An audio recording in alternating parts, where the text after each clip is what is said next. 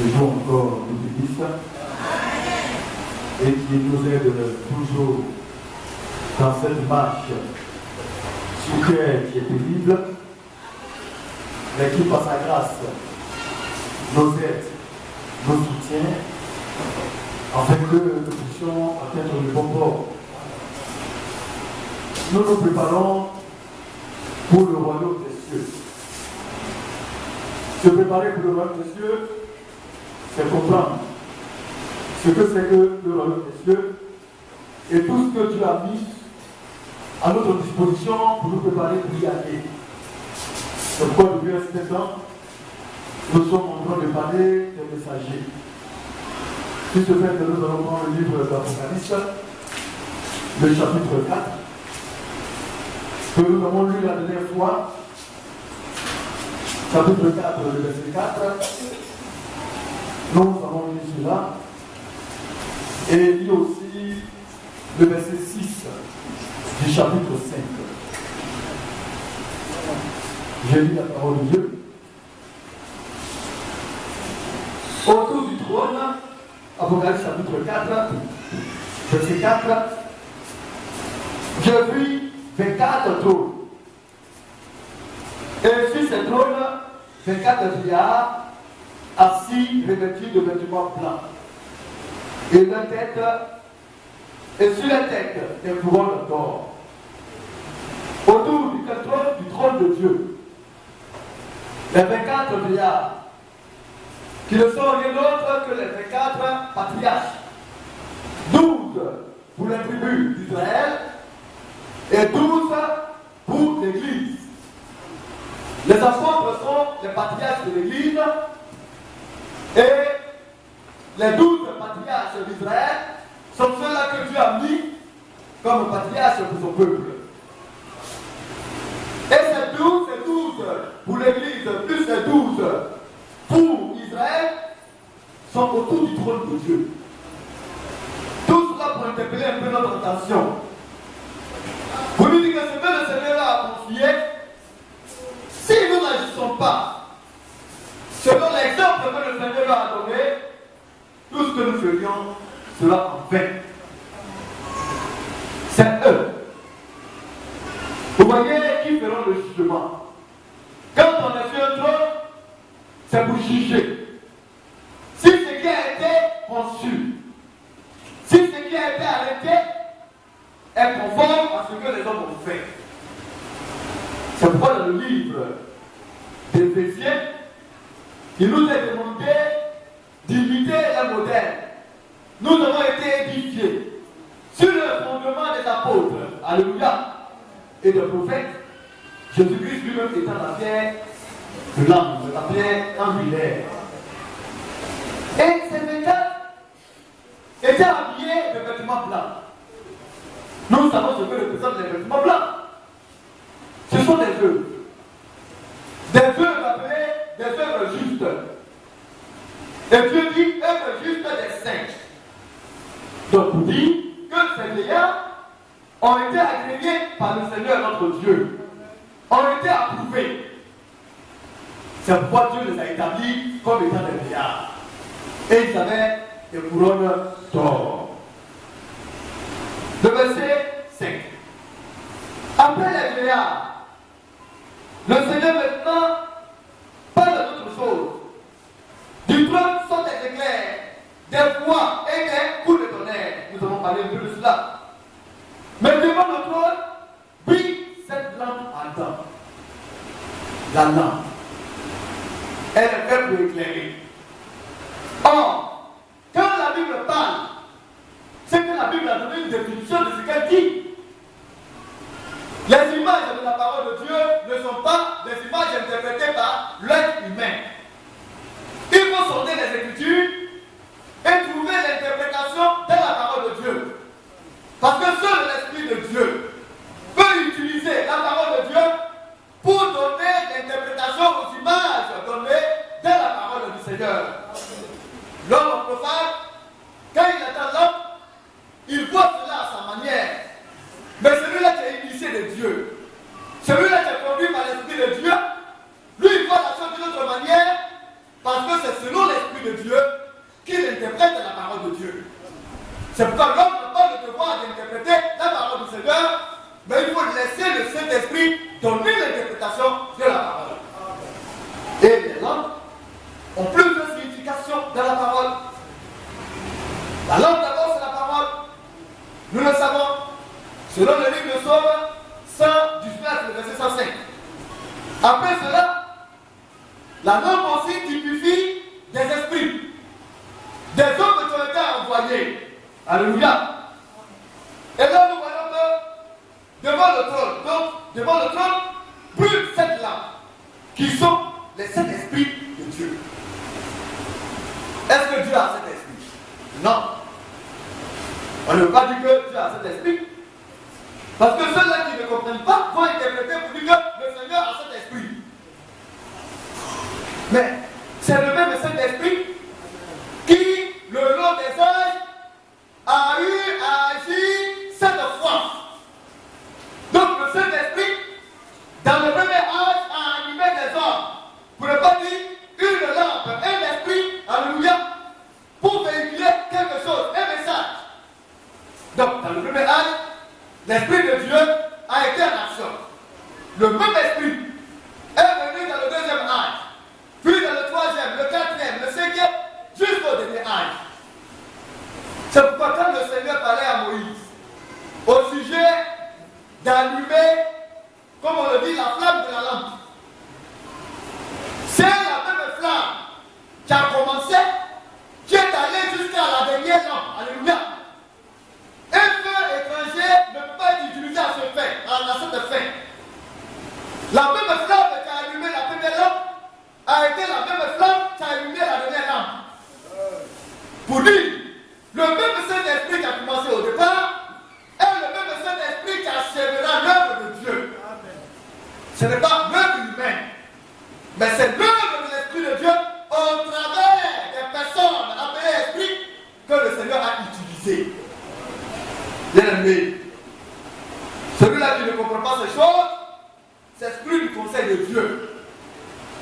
Si nous ne marchons pas selon l'Esprit de Dieu, nous nous mettons en dehors du corps du Seigneur. C'est pourquoi l'Église de la fin des temps doit faire attention. De peur d'amener quelque chose d'étranger dans les choses de Dieu. Si quelqu'un ose à le faire, il s'exclut du plan de Dieu. D'autant que les choses se compliquent, la marche est difficile. L'Église doit être prudente afin de ne ni ajouter, de ne ni retrancher, mais de faire tel que l'Esprit l'a recommandé. C'est pourquoi les 7 lampes ont brûlé au devant du trône, et les 7 lampes, ce sont les 7 esprits, les 7 manifestations du Saint-Esprit de Dieu pour chaque âge. Alléluia. Donc, dans le livre de Apocalypse 5, comme nous voyons, le verset 6, le frère Louis Fodala a dit. Apocalypse 5. Oui, verset 6. Et je vis au milieu du trône et des 4 êtres vivants, et au milieu des vieillards, un agneau qui était là comme immolé. Donc, le trône était au milieu. Alléluia. Et les trônes des vieillards entouraient du trône. Au milieu du trône, il y avait les 4 êtres vivants. Le trône protège quelque chose de sacré.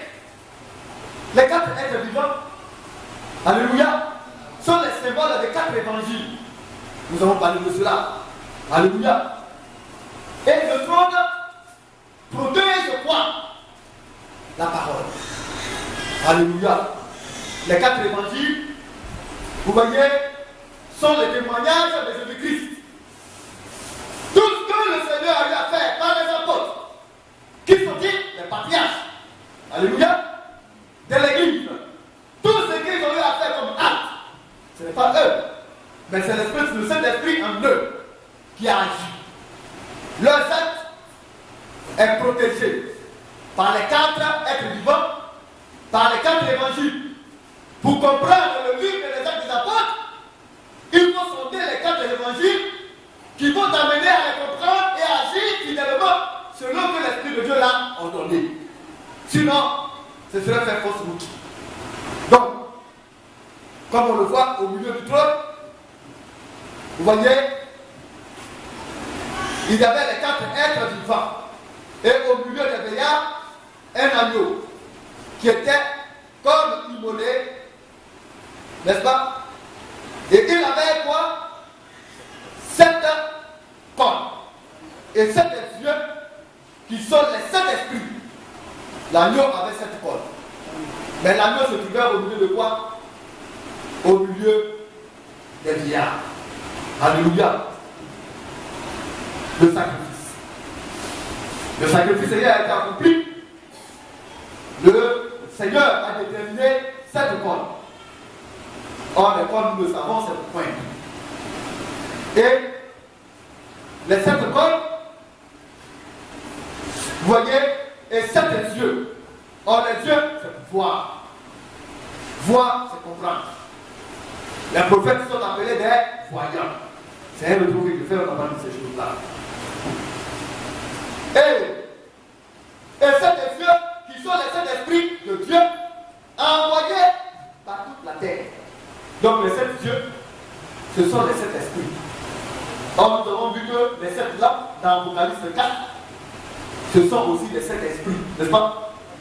Et dans Apocalypse 5, le Seigneur nous montre que les esprits ont parcouru toute la terre, ont été envoyés sur toute la terre.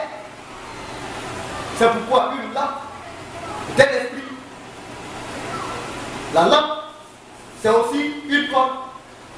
La lampe, alléluia, c'est aussi, vous voyez, un œil. Vous dites les 7 lampes sont les 7 esprits, ce sont les 7 cordes, ce sont les 7 yeux. On parle de même personne, des 7 messagers. Alléluia.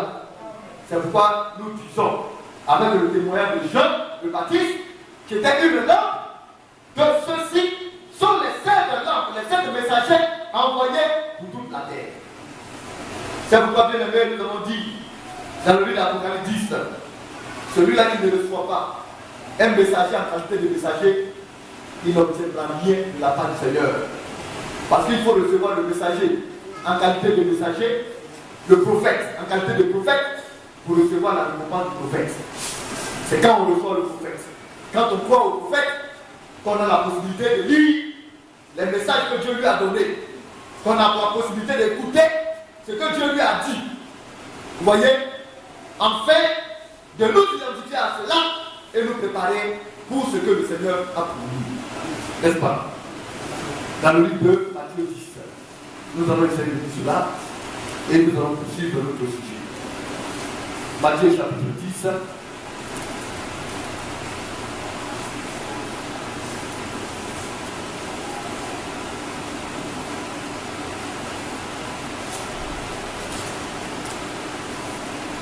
Le verset 40. Matthieu 10, 40. Oui. Ah. Celui qui vous reçoit, me reçoit. Donc Dieu va te l'envoyer en général. Alléluia. Même les serviteurs de Dieu, les ministres de la parole de Dieu, sont des envoyés de Dieu. Celui qui vous reçoit, le reçoit.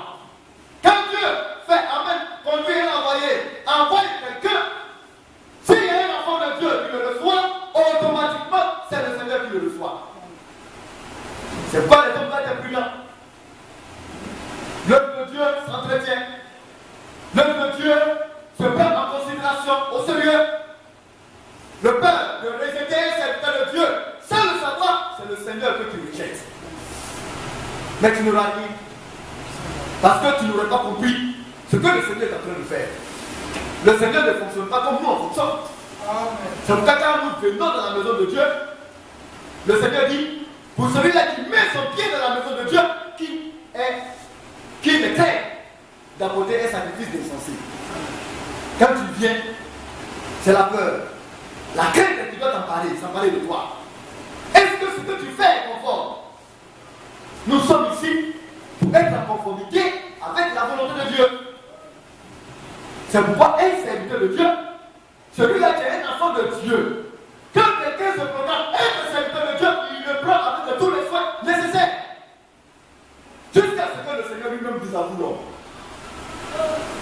C'est pourquoi dans les pays anglophones, vous voyez, les hommes ont tellement la crainte des serviteurs de Dieu. Et quand ça se passe comme cela, Dieu aussi ne les garde pas à ses vies. Même un faux serviteur, quand il maudit quelqu'un au Ghana, ça a son impact. Mais pourquoi? Parce qu'ils ont une grande crainte des serviteurs de Dieu. Mais le profane, lui, il s'en moque. Il n'a aucune considération. Et il perd la bénédiction de Dieu. Alléluia. Alors, celui-là qui reçoit, n'est-ce pas? Qui vous reçoit, me reçoit le Seigneur, oui. Et celui qui me reçoit celui qui m'a envoyé. Alors, de là, du serviteur, on passe à notre maître, le Seigneur Jésus, et de lui, on passe au Père. N'est-ce pas? Et nous allons prier, quand nous prions le Seigneur comme étant notre Père qui est dans les cieux. Vous voyez, c'est une chaîne.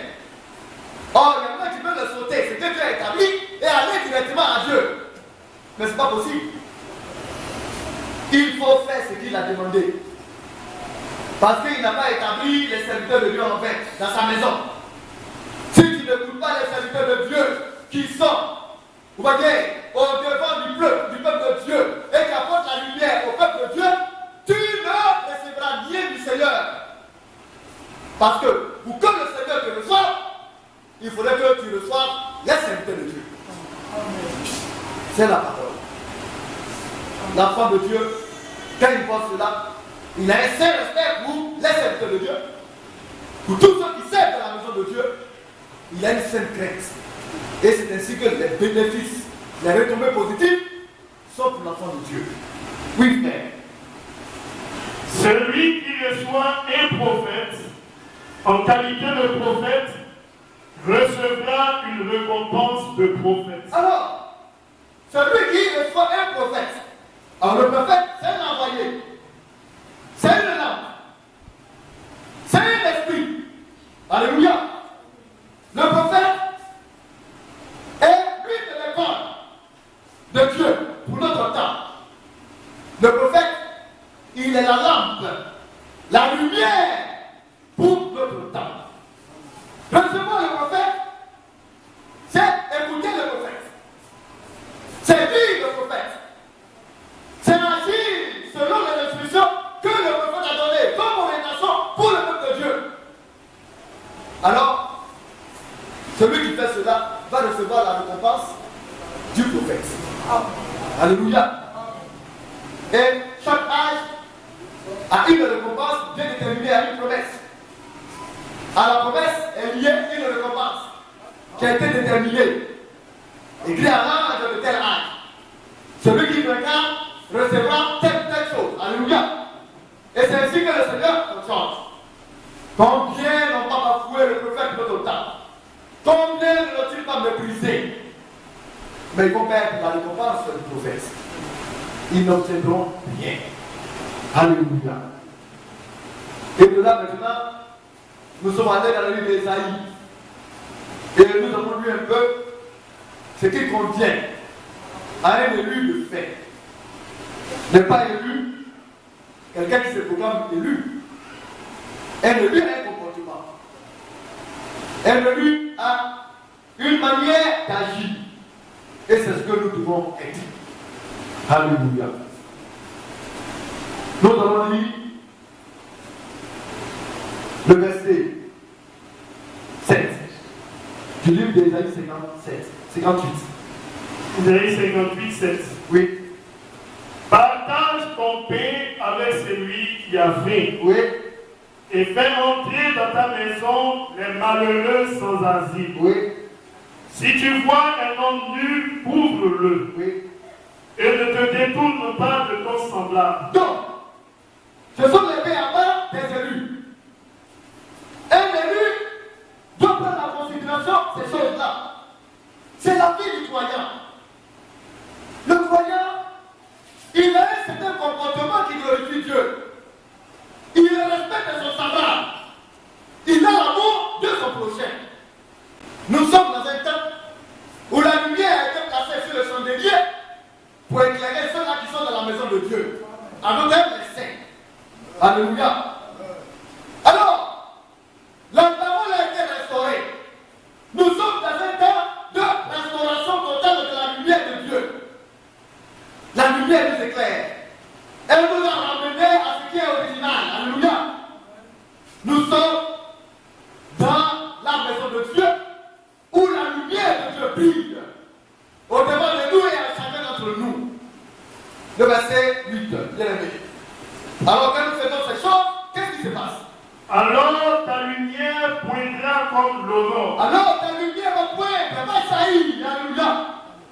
Il faut avoir des comportements pour aider la lumière que Dieu a mis en nous à briller. Jean était la lumière, n'est-ce pas, qui brûle et qui scintille. La lampe brûle. La flamme est allumée. L'huile est à l'intérieur, fait brûler la lampe. Et non seulement elle ne brûle pas, mais elle est claire, elle scintille. Que devons-nous faire? Qu'est-ce que l'enfant de Dieu, le Fils de Dieu et la fille de Dieu doivent-ils faire pour que leur lumière brille?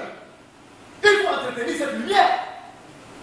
C'est le comportement chrétien qui va nous aider à entretenir la flamme de Dieu. Alors, ta lumière, vous voyez, pointera, brillera, comme l'aurore. Et ensuite, bien aimé, et ta guérison germera promptement. dans cette version, même, je ne l'applique pas trop. Mais quand vous lisez les autres versions, ta restauration. Alléluia. Quand on parle de guérison, c'est une forme de restauration. Restaurer, c'est quoi? Ramener à l'état premier. Ramener à ce qui était. Quand tu es guéri, c'est quoi? Tu étais malade. Alléluia. Ton âme était mal en point. Ta situation spirituelle était difficile. Ton corps se porte mal. Et Dieu ouvre tout ce qui est infinité et il te guérit. Il te restaure, il te ramène à ton état original. Alléluia. Ton état de santé. Oh, bien-aimé. Nous sommes dans l'âge de guérison, dans l'âge de restauration, de rétablissement. Alléluia. Oui, frère, nous continuons. Ta justice marchera devant toi. Alors, quand ta lumière jaillit, quand tu es restauré, tu es guéri, c'est dans ce moment que la justice de Dieu propose au-devant de toi et marche au-devant de toi pour te guider, pour te conduire. Est-ce que les enfants de Dieu sont guidés par la justice de Dieu? Pouvons-nous nous dire aujourd'hui que c'est la justice du Seigneur qui nous conduit? Un élu peut être conduit par la justice de Dieu, par la lumière de Dieu. Alléluia. Bien-aimé, ce sont les œuvres juifs de l'essai qui vont témoigner que nous allons prendre part à l'enlèvement. Nous devons prendre conscience, nous préparer sérieusement. L'heure n'est plus venue aux amusements, aux jeux, parce que nous sommes dans les temps pénibles et difficiles. Et nous avons besoin du Seigneur au-devant de nous pour marcher. Parce qu'il est la justice de Dieu. Oui, frère, nous continuons un peu. Et ta gloire t'accompagnera. Alors, nous cherchons la gloire. C'est dans ce moment que l'Esprit de Dieu va nous revêtir. Alléluia. Quand nous avons l'Esprit de Dieu, nous pouvons dire que nous sommes glorifiés. Nous sommes élevés. Nous ne devons pas chercher l'élévation, la glorification qui vient de l'homme. Mais celle qui vient de Dieu, qui émane de notre Père Céleste. C'est dans ce moment que la gloire, alléluia, de Dieu va nous accompagner. Nous serons glorifiés par Dieu. Oui, frère. Alors tu appelleras et l'Éternel répondra. Donc, dans ce moment-là, quand nous allons atteindre ce niveau, le Seigneur nous écoutera dans tout ce que nous lui dirons. Lorsque nous allons appeler, il va arriver. Alléluia. Il viendra, il nous répondra. Oh, la marche vers la parole au palais, bien-aimé, est enclenchée. La préparation pour que le Seigneur puisse apporter effet à nos paroles est mise en jour. Alléluia. Nous sommes dans cet âge-là où le temps viendra, où lorsque nous parlerons, cela s'accomplira. Mais il faudrait que nous prenions conscience de cette préparation. Alléluia. Et quand nous appellerons le Seigneur, il nous répondra. Oui, frère. Tu crieras et il dira, me voici. Alors, quand tu vas élever la voix, et en ce moment-là, le prophète de l'autre temps pouvait dire qu'un croyant à tel niveau, il ne parle plus, il ne juge plus, mais c'est sa vie qui est jugement pour lui. Parce que quand l'impie viendra parler sur toi, automatiquement tu le sanctionnera. Parce qu'il a touché à un saint. Oh, bien aimé. C'est pourquoi c'est dangereux de s'élever contre quelqu'un parce que tu ne connais pas sa relation avec Dieu. Le prophète a vécu sur l'avant de Moïse. Il était devenu tout comme un agneau. Il ne pouvait plus faire du mal à une mouche. Mais celui-là qui le bafouait avait pour son compte. Alléluia. Dieu le jugeait. Et c'est ce qui sera fait pour les hommes, pour les enfants de Dieu. Ce n'est pas seulement pour les serviteurs, même un fils de Dieu. C'est pourquoi le Seigneur dit ne maudissez pas. Si tu as la culture de honnie, d'insulter, de maudire, un jour tu vas tomber sur quelqu'un qui est un Dieu, un véritable saint. Et quand, comme tu es maudit, tu vas insulter. Quand tu vas insulter, Dieu va tordre ta bouche. C'est là que tu vas comprendre que ce n'est pas n'importe qui ton insulte. C'est ce qui est l'habitude qui nous force. Si tu t'appliques à la piété va devenir une habitude pour toi. Si tu t'appliques à l'injure, au mensonge, à la vulgarité, ça va devenir une habitude pour toi. Et un enfant de Dieu est plein de sentiments. Mais il y en a qui n'ont pas de sentiments. Vous voyez, ils sont comme de la graisse. Vous allez même les piquer, ils ne sentiront rien. Ils n'ont même pas de sentiments à faire le mal. Ce n'est pas à cela que Dieu nous a appelés.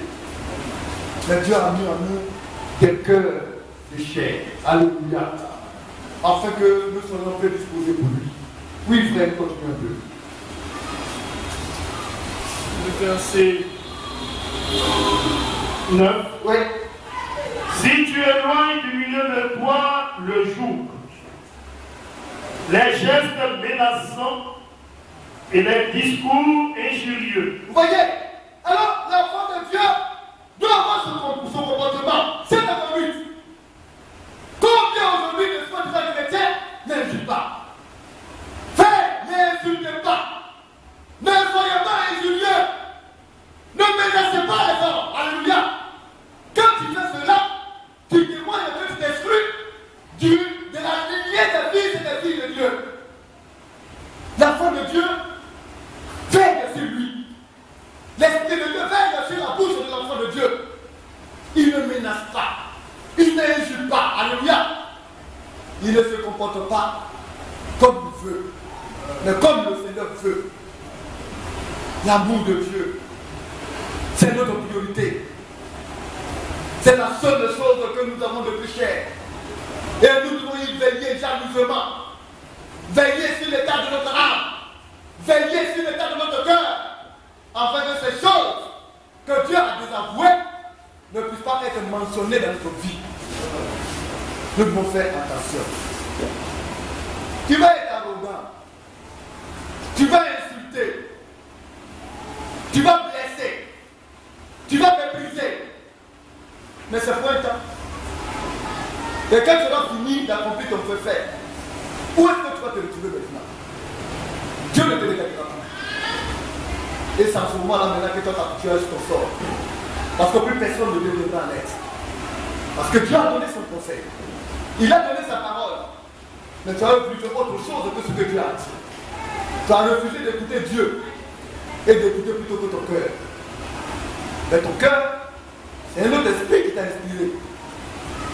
Parce que l'esprit de Dieu t'a inspiré de telles pensées. Oh bien-aimé, nous devons faire attention. Alléluia. Alors, nous allons parler de ce prophète-là. Nous allons aller dans le livre de Genèse. La dernière fois, c'est là qu'on devait être. Je suis obligé de faire un retour. Genèse, le chapitre 18, si je me trompe. Nous allons lire cette histoire de notre patriarche.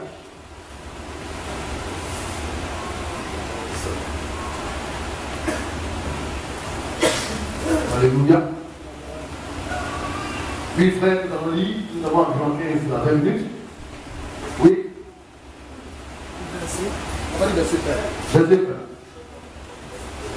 L'Éternel lui apparut parmi les chaînes de Mamré. Donc, notre Dieu apparut à Abraham, notre père de la foi, parmi les chaînes.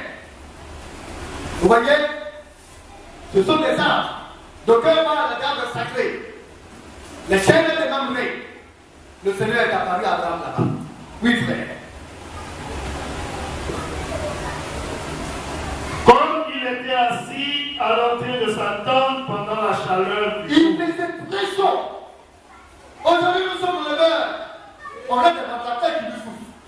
On a de la climatisation. Nous sommes privilégiés. Nous avons ces grâces-là de la part de Dieu. Mais notre père Abraham n'a pas connu cela. Mais pourtant, c'est quelqu'un qui aimait beaucoup le Seigneur. Et c'était la vie de Dieu. Et pendant les moments de la chaleur, il était assis devant sa tente. Vous voyez, la tente était faite en peau d'animaux. Et quand il fait chaud, la chaleur frappe la peau. Et à l'intérieur de la tente, il y a de la chaleur. Alors, pour se rafraîchir un peu, pour prendre un peu de fraîcheur, il était assis au devant de sa tente. Et le Seigneur lui est apparu. Alléluia. Oh, bien aimé. Oui, frère.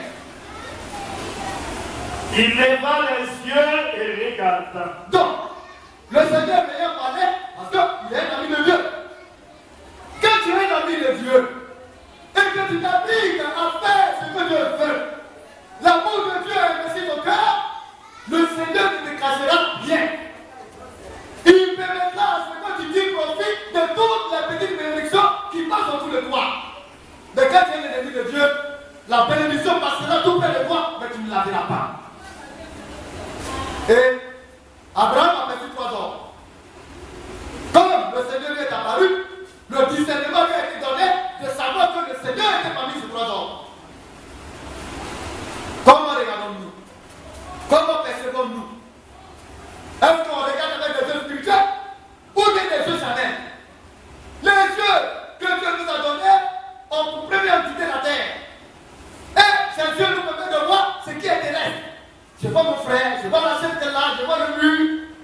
Mais ce qui est au-delà du visible, est-ce que nous percevons cela? Il faut l'œil spirituel. Or, cela, c'est la foi. Le 6e sens. Alléluia. Et d'aucuns ont appelé cela le super sens. Si tu n'as pas la foi qui vient de ce qu'on entend, et que ce qu'on entend vient de la parole de Dieu, le super sens ne te sera pas donné. Alléluia. Nous devons voir au-delà de nos sens charnels. Bien-aimés, de sorte que quand Dieu est en train d'agir quelque part, avec le discernement que donne l'Esprit de Dieu, tu vas percevoir le Seigneur là-dedans. Et la bénédiction ne t'échappera pas. Ainsi était Abraham, notre père, dans la foi. Oui, frère. Et voici 3 hommes étaient debout près de lui. Quand il les vit, il courut au-devant d'eux, depuis l'entrée de sa tente, et se prosterna à terre. Alléluia! Quand il a vu ces 3 hommes, le dénominationnaire, le païen, lui qui va voir cela, il va parler de Trinité. Il va parler de 3 personnes, 3 entités. Mais Abraham, lui, n'a pas regardé aux 3 personnages. Il a vu son Dieu au milieu de ces 3 personnes. Alléluia! Parce qu'il connaissait la voix de son Dieu. Et il ne s'est pas incliné devant les hommes. Mais c'est devant Dieu, Jéhovah, qu'il avait pour habitude d'entendre et d'écouter. Quand il a entendu sa voix, il savait que c'était son Dieu qui était au devant de lui. Alléluia. Et il s'est prosterné à terre, au devant de son Dieu. Sommes-nous prêts à nous prosterner au devant de notre Dieu? Nous dirons certainement oui. Mais Dieu au devant de nous. La parole de Dieu nous est donnée. Prosternons-nous. Alléluia. Inclinons-nous au devant de la parole de Dieu. Et adorons Dieu dans un esprit de vérité. Avec tout l'amour de Dieu. Comme l'a été notre père Abraham. Oui, frère. Et il dit, Seigneur, si j'ai trouvé grâce à tes yeux, ne passe point, je te prie, loin de ton serviteur. Alors, Abraham ne les a pas appelés Seigneur, hein, tout ça. Le Seigneur, là, c'est écrit sans S. C'est un seul le Seigneur. Or, un seul les maîtres du ciel et de la terre, le Seigneur de tout l'univers. C'est Jéhovah. Révélé en Jésus-Christ pour notre temps. Alléluia. Et c'est lui que nous adorons. Alors, il s'est humilié. Il était un. C'est les œuvres qui seront élevés. Celui-là qui s'abaisse, je l'élèverai, a dit le Seigneur. Mais celui-là qui se lève sera abaissé. Abraham était riche. Dieu l'avait béni. Alléluia. Mais il ne se donnait pas une autre opinion. Il n'a jamais tapé la poitrine pour être orgueilleux. Abraham était toujours un être humble. Alléluia. Et c'est pourquoi le Seigneur l'a aimé. Oh, bien-aimé. Oui, frère. Permettez qu'on apporte un peu d'eau pour vous laver les pieds et les posez-vous sous ce table. Alors, il était un homme humble. Abraham a pratiqué le lavage des pieds. Quand il recevait un invité, il lui lave les pieds. Mais l'orgueilleux ne descendra jamais au pied de quelqu'un. Notre grand-père, notre père Abraham, le grand Abraham, s'est incliné en lavant les pieds, en s'abaissant. Et nous devons nous abaisser devant chaque frère et soeur. Nous devons avoir en nous l'esprit d'humilité. Alléluia. Que chacun, ça c'est au Fils de Dieu et au Fils de Dieu que Dieu s'adresse. Que chacun puisse regarder son frère comme étant au-dessus de lui. Est-ce que c'est ce que nous faisons? Quand nous allons vers nos frères, est-ce que c'est ainsi que nous faisons? L'enfant de Dieu, quand il y a un problème, il ne va pas avec la tête élevée. Il va dans l'humilité parce qu'il sait ça résoudre le problème. Si on vient te dire que telle personne est fâchée contre toi et que tu sais que même tu n'as pas agi de la sorte et que tu as raison, tu vas la tête abaissée pour trouver une solution. Parce qu'en toi, le Seigneur a donné un ministère de réconciliation. La parole de Dieu nous indique que l'enfant de Dieu est un faiseur de paix, un bâtisseur de paix. Moi, je vais aller, je vais lui montrer que ce qu'il est en train de dire, c'est pas vrai. Je vais lui montrer que c'est lui qui sera humilié, non moi. Tu n'es pas un faiseur de paix. Tu n'es pas un bâtisseur. Tu n'es pas un réconciliateur. Alléluia. Oh, notre Père Abraham a été si humble. On lave les pieds chaque jour. Mais c'est nous qui nous tenons tête les uns et les autres. L'acte que nous posons de manière physique. Mais l'importance, l'impact spirituel, nous ne comprenons pas cela. L'enfant de Dieu ne donne pas une autre opinion de lui-même. Parce que sans son Père céleste, sans le Seigneur, il n'est rien. Et quand nous savons cela, ça commence au moment là que lui-même, il se fait notre protecteur. Dieu protégeait Abraham. Parce qu'il y avait la guerre. Abraham savait que si lui-même, il voulait compter sur lui, depuis là, il serait mort. Quand il y a une fraîcheur qui vient à son cœur, Dieu détourne cela et cela passe tout près de son visage ou bien de son corps. C'est Dieu qui détourne les flèches. Mais parce qu'il était humble et il avait les regards que sur Dieu, son Seigneur. Alléluia. Oui, frère, continue un peu. J'irai prendre un morceau de pain pour fortifier votre cœur. Après quoi, vous continuerez votre route. Car c'est pour cela que vous passez près de votre serviteur. Ce que Dieu lui donne, Abraham s'est discerné. C'est Dieu qui lui a donné le cheptel, la cheptel, les bœufs, les moutons. Vous voyez, les animaux qui élèvent, sa famille, tout cela était bien, sont des biens de Dieu, des bénédictions du Seigneur. Et il s'est dit que lui, Abraham, il doit utiliser cela pour servir Dieu. Quand il voit un étranger passer, il prend une brebis qu'il sacrifie pour lui faire du bien. Il lui fait boire les meilleurs laits. Il mange la meilleure crème. Alléluia. Et il mange la bonne chair d'agneau. C'était cette bénédiction. Il prenait soin de celui-là qui était affamé. Alléluia. Il couvrait celui-là qui était nu. Il était hospitalier. C'était la vie de notre père Abraham. Un bien-aimé du Seigneur. Oui, frère. Abraham alla promptement dans sa tente vers Sarah et il dit: Vite, 3 mesures de fleurs de farine, pétris et fais des gâteaux. Maintenant, bien-aimé, lui-même, Jacob, son épouse, alléluia, sa bien-aimée Sarah. Si Sarah n'était pas obéissante, même faire Abraham va perdre les bienfaits de Dieu, bien-aimé. Quand il a parlé à Sarah, va faire ceci, Sarah n'a pas demandé. Sarah n'a pas discuté. Mais où sont les filles de Sarah? Le frère bien, sœur, je veux que tu fasses ça. Ah, je suis fatigué. Toujours, c'est toi. Toujours, tu ne vois même pas que je suis fatigué. Et puis tu m'embêtes. Mais tu as été conçu pour cela. Il faut ces choses-là pour que le bienfait du Seigneur visite votre maison. Femme, soyez soumises en toutes choses à vos maris comme au Seigneur. Alléluia. C'est la parole.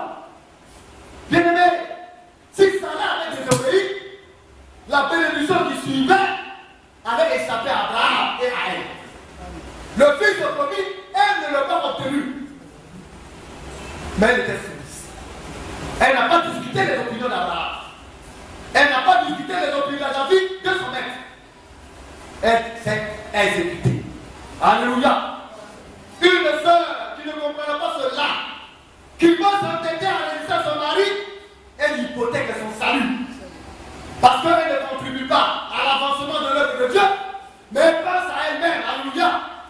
Une bonne sœur doit contribuer à l'avancement de l'œuvre de Dieu. Si Sarah veut penser à elle, vous allez voir que la promesse qui suit est une bénédiction pour Israël et pour toutes les nations. C'est un appel à nos sœurs. Réveillez-vous, alléluia, et soyez vertueuses. Comme votre mère Sarah l'a été. C'est vrai qu'elle a eu des activités, mais elle a beaucoup de vertus. Alléluia. Et la Bible le témoigne. Sur ce qui était sacré, ce qui était la réalité. Oui, c'est vrai qu'avec la situation d'Agar, c'était son droit. Mais en dehors de cela, elle ne discutait pas des opinions d'Abraham. Alléluia. Elle obéissait à Abraham. Oui, bien aimé. Abraham courut à son troupeau. Oui. Prit un veau tendre et bon. Donc, il a donné des directives à son épouse. Lui aussi, le même, il est allé faire ce qu'il devait faire. Que les frères s'aient vêtus à accomplir ce pourquoi Dieu les a appelés. Alléluia. Et que les sœurs jouent aussi leur rôle de leur côté. Que chacun fasse son travail. Et Dieu vous dira. Alléluia. Oui, frère. Et le donna à un serviteur, Oui. qui se hâta de la prêter. Oui. Il prit encore de la crème et du lait, Oui. avec le veau qu'on avait apprêté, Oui. et il les mit devant eux. Donc, quand on donne une responsabilité à un serviteur, et puis il traîne pas. Les ministres de la parole doivent lui dire, pasteur, on a qu'à l'enlever. Parce qu'il n'est pas avec Dieu.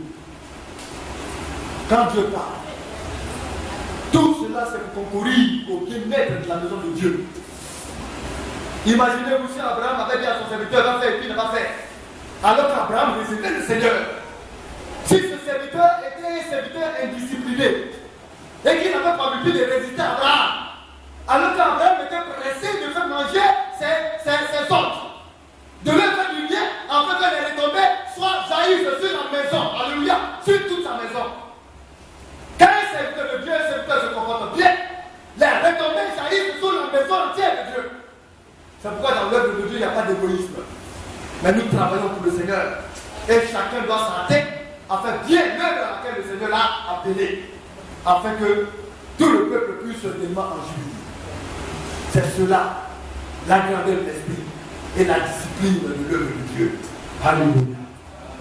Bien aimé, nous allons y aller victoire de Dieu. Nous aurons beaucoup de choses à voir.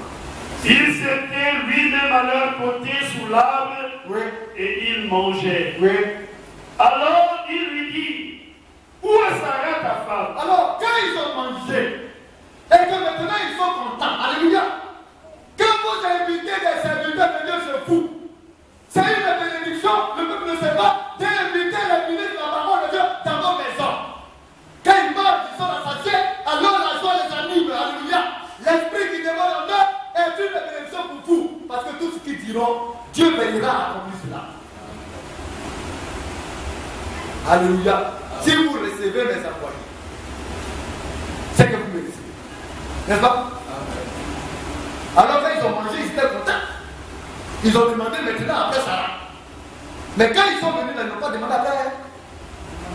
Ils attendaient de voir comment ils allaient se comporter. Est-ce que c'est un élu de Dieu dont on parle? Est-ce qu'il a le comportement d'un élu de Dieu? Est-ce que ça lui tient à un véritable fils de Dieu dont on parle? Laissons-moi d'abord. Les témoins qui sont à côté, regardez avec moi. Alléluia. Mais est-ce parce que Dieu ne sait pas toutes choses? Il savait toutes choses. Mais Dieu, Seigneur, aime les témoignages. Alléluia. Et quand il a fini de manger avec les autres, le Seigneur dit maintenant, Sarah, ta femme, elle est. Alléluia. La vertu de Sarah et l'amour de Dieu pour Abraham ont été bénéfiques à Sarah lorsqu'elle a menti. Parce que souvent, les femmes glissent. C'est pourquoi les hommes vont payer. Elles aiment glisser. Elles aiment faire les grands écarts. Quand ils font les grands écarts, il faut les ramener. Il faut payer. Parce que Dieu a conçu la femme comme cela. Ce n'est pas nous qui le disons, mais c'est Dieu. Et nous prenons cela de tout notre cœur. C'est pourquoi nous n'entrons pas dans vos faiblesses. Sur lui, Dieu a créé l'homme juste. Il y a un. On peut trouver un. Mais sur lui, il n'y a aucune femme. Dieu ne parle pas en fait. Il sait pourquoi il parle. Alléluia. Et c'est pourquoi l'homme, les hommes doivent veiller. C'est l'amour que vous faites. Le comportement que vous avez devant de Dieu, c'est ce qui vous, comme on le dit, vous préserve des mains. Dans vos folies, le Seigneur dans son amour pour son serviteur, alléluia, et pour votre solution, vous ramène à lui. Et ici va la marche chrétienne. Alléluia. C'est pourquoi le Seigneur a dit que la femme était pas faible. Sarah, elle ne sait même pas à qui Abraham a fait. Elle ne sait pas que c'est l'omnipotent. Elle ignore même ça.